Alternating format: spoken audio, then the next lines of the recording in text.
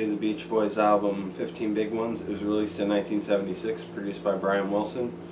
So this album I have on the vinyl here, which I just kind of bought this recently on the internet. I don't know why I got it on the online. For some reason, I was just kind of buying them in like reverse order for some reason, and this was the one I got to, so I bought it. But for a long time, I had it on CD here, the 2 for CD with Love You. This one I got for Christmas one year along the same time as Smiley Smile, Wild Honey, and Carl and the Passions and Holland. So this album, the 15 Big Ones, I think is the weaker of the two albums on here, but I'm going to kind of defend it, I think, more than most people would. I don't think it's as bad as its reputation. I think that I don't know, maybe just because of some of the stuff around it makes it seem a little bit worse than what it really is. So obviously this was the big Brian's Back record. It was some like things had gone on since then. Because obviously there's been a big gap between Holland and this record. I can't remember exactly when Holland came out. What was it, like 70? I want to say 73, but I can't remember from when I did that review. So there was a big gap between studio albums where they had been just kind of touring. They got rid of Jack Riley, their manager, and Blondie and Ricky left. I don't know if I'm sure I've read the story of why, but I just don't remember at all what it was or what their reason was. So they're back to the kind of original, not really original, but the I don't know, like the classic lineup. Yeah. So or at least the Shutdown Volume 2 lineup. So this album, I think it sold really well when it came out. I think there was a big like marketing campaign behind it to kind of promote, oh hey, Brian's back, Brian's producing. But the thing kind of was that Brian, on the one hand, like, he'd been away from producing and making music for a long time, and Dennis and Carl during that time had been, active making music and producing things. And though like their records hadn't really sold recently, like they'd been good. They'd been solid records if anybody had actually bought them.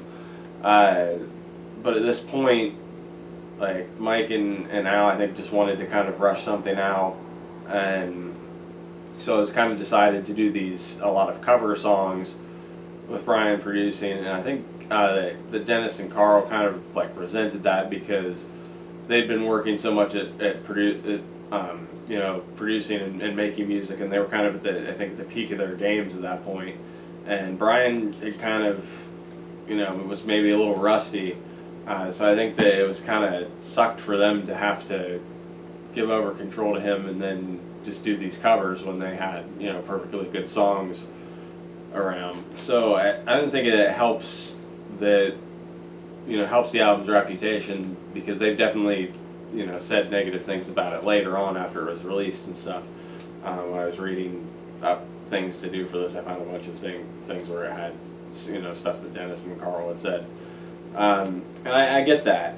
And also, like, people buying this were probably disappointed because it doesn't really sound like the classic, like, old Beach Boys albums, and it doesn't sound anything like Pet Sounds. It's kind of it's not like the prettiest sounding Beach Boys era this time period, I don't think, because it's got like all these like synths and stuff, and their voices are kind of a little worse here. Like Brian and Dennis's voices are definitely starting to get a little like crustier. I like their voices still here. I think that they're really good still, but I can see where some people would kind of have an issue with that, and it's definitely, with Brian, it's kind of like surprising, a little, jarring when you first hear him on this album. If you go from like listening to him on like Pet Sounds and then here, it's a big kind of shock. But I don't know, I think taken like for what this album is, it's really not that bad if you're like, okay, this is just kind of a covers album with a couple originals on it, and you're not expecting it to be anything, you know, amazing. Then I don't think it's really that bad of an album, honestly. I think that, you know, it came out and people were expecting something like great, and then it was just kind of like, oh, well, this is just a covers album with like a few originals on it, and people were just kind of underwhelmed. But anyway, it's kind of rambling. The first song on the album, Rock and Roll Music, I think this was kind of a hit for them. At least I remember it's on the Greatest Hits album I have. Never really been one of my favorite of their like hits or whatever, and I understand people like not really liking this, but I do kind of like it. Guess I'm not really familiar with the original of this. I know it's a Chuck Berry song, but I'm not really. I've probably heard it before, but the Beatles version is the one that like comes to mind when I think of this song, and that's never really been one of my favorite of their covers either. But I don't know. I kind of like this one better than that version because I just think it's kind of interesting. It sounds really not very rock and roll music for a song about rock and roll music. I don't know, is the way I describe it. It's just kind of I don't know, it's a weird choice to me, like the direction that Brian decided to take this cover in, like arrangement wise, is kind of strange to me, but I kind of enjoy it for that reason. The second song, It's Okay, song by Brian and Mike. This one I actually like a lot. It's kind of a song that reminds me of like Do It Again, because it's kind of a throwback to like the old days a little bit. I feel like subject-wise, it's kind of like vibe-wise, but it doesn't sound a lot like that. It's got a lead vocal from Mike with Dennis singing some parts in it, and I think it's a pretty cool song. I think it was kind of like a minor hit, or at least it was a single or something. The third song, Headophonia, another Brian and Mike song. This is one that took me a while to get into. It's kind of a weird song, I think, structure-wise. They all take like different take turns kind of singing different parts of it, which I think is cool. But yeah, a little weird, but once I kind of got into it, I liked it.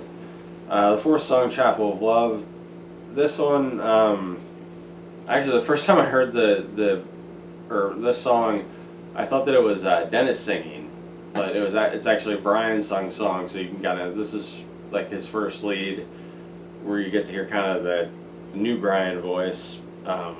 For a full song, and this one I could see people not really liking. I mean, it's not really my favorite song-wise, and I have to say I'm not at all familiar with the original version of this, so I don't know how like closely Brian follows the way the like instrumental parts and the backing track sounds and stuff like that. But I mean, I think arrangement-wise, it's kind of interesting, but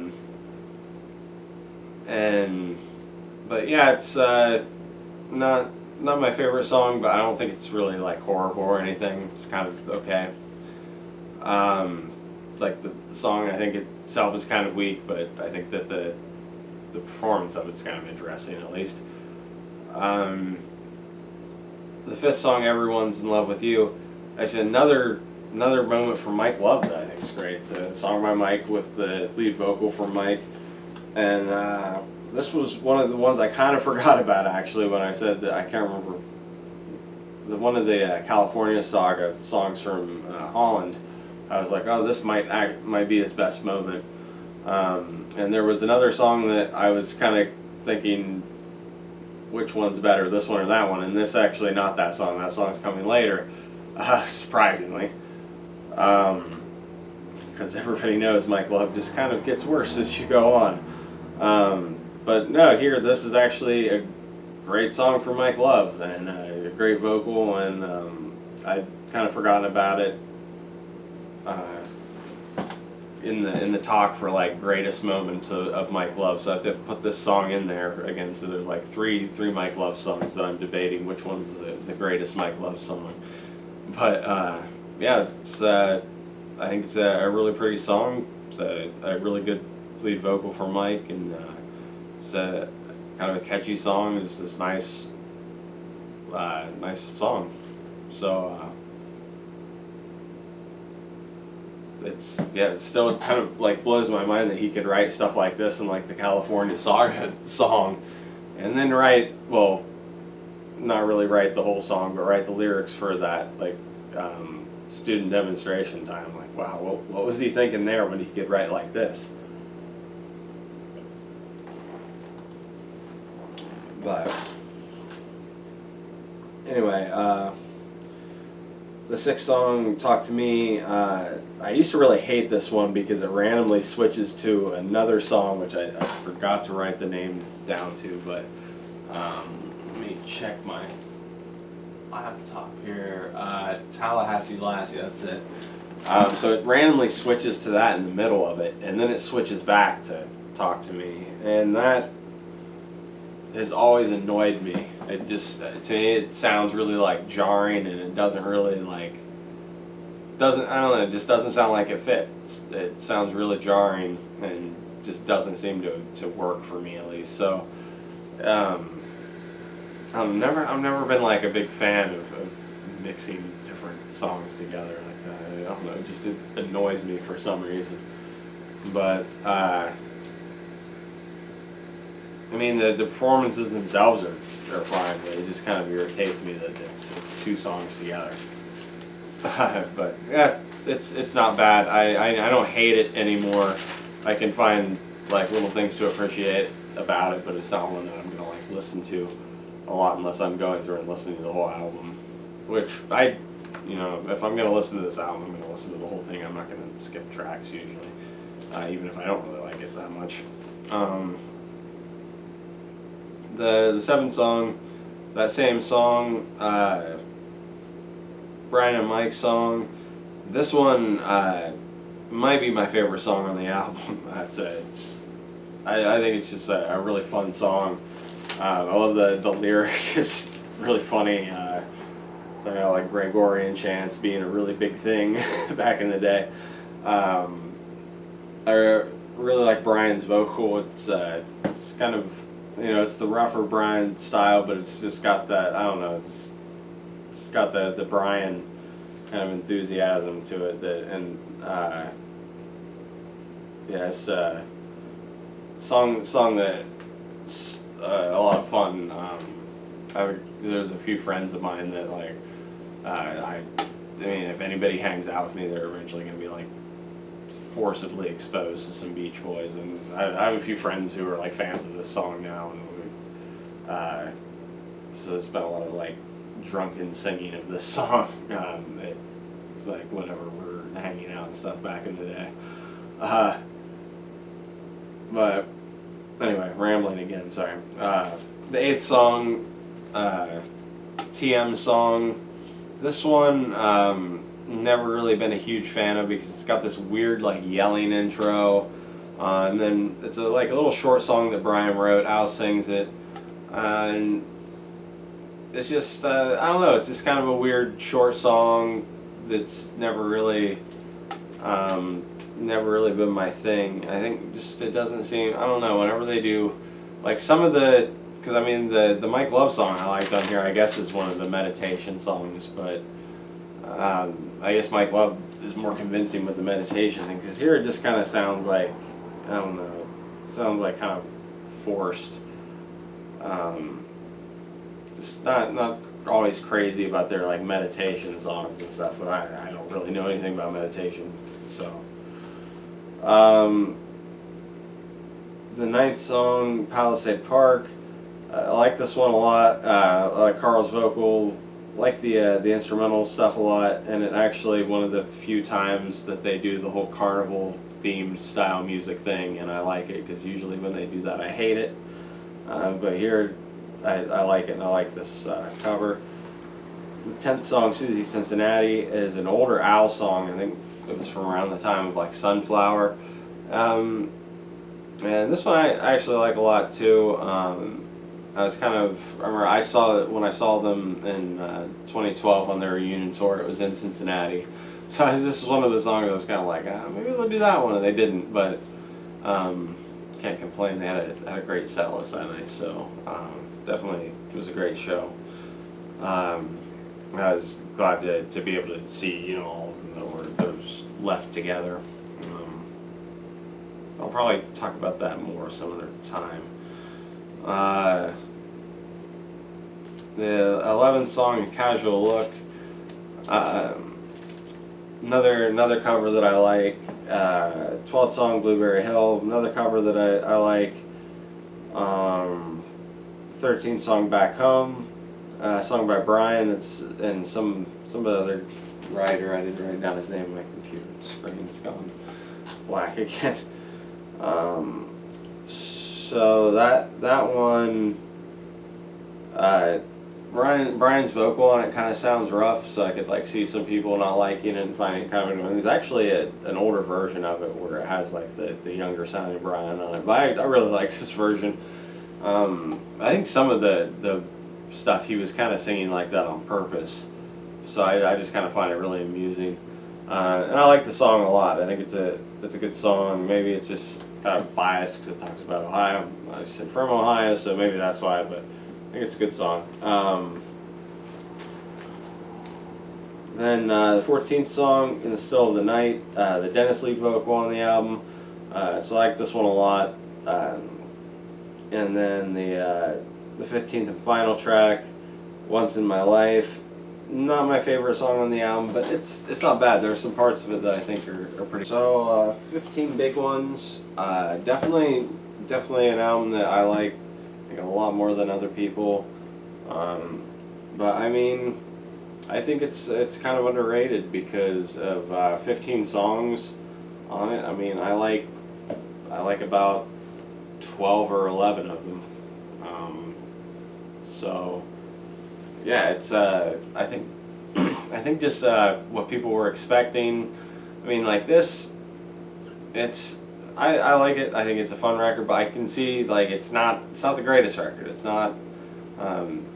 It's of all their records to make it like big and actually sell well.